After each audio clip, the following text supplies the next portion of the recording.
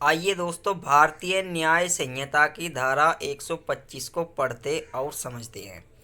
जो कोई इतने उतावलेपन या उपेक्षा यानी लापरवाही से कोई ऐसा कार्य करता है कि उससे मानव जीवन या दूसरे का वैयक्तिक यानी पर्सनल सुरक्षा संकटापन यानी खतरे में होती है, वह दोनों में से किसी भांति के कारावास से, जिसकी अवधि 3 मास यानी 3 महीने की तक की हो सकेगी, या जुर्माने से जो 2500 रुपये तक का हो सकेगा, या दोनों से दंडित किया जाएगा।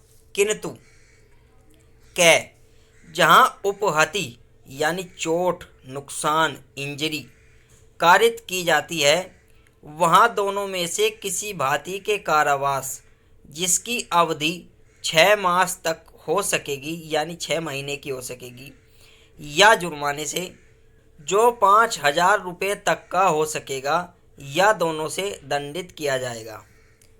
ख जहाँ घोर उपहति यानी गंभीर चोट, दांत का टूटना, हड्डी का टूटना, हाथ का टूटना, टांग का टूटना यानी गंभीर चोट कारित की जाती है, वहाँ दोनों में से किसी भांति के कारावास से जिसकी अवधि 3 वर्ष तक की हो सकेगी, यानी सज़ा कितनी है ख में 3 साल की, या जुर्माने से जो 10,000 रुपये तक का हो सकेगा, या दोनों से दंडित किया जाएगा।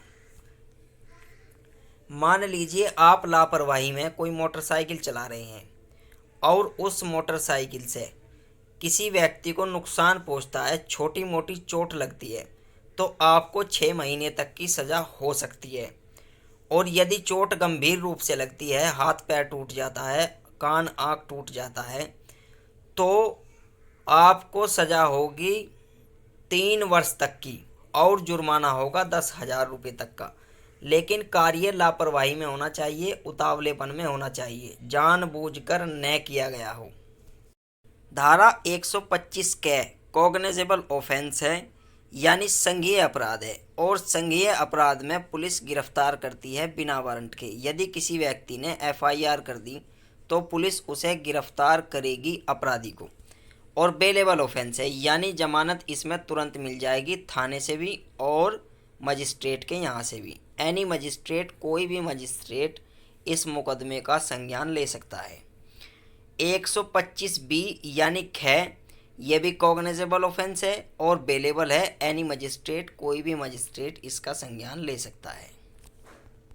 125A कंपाउंडेबल है यानी समझौता योग्य है, और समझौता वह आदमी करेगा जिसे चोट पहुंची हो। और 125B यानी 125 ख भी समझौता योग्य है, और समझौता वह आदमी करेगा यानी फैसला वह आदमी करेगा जिसे चोट पहुंची है।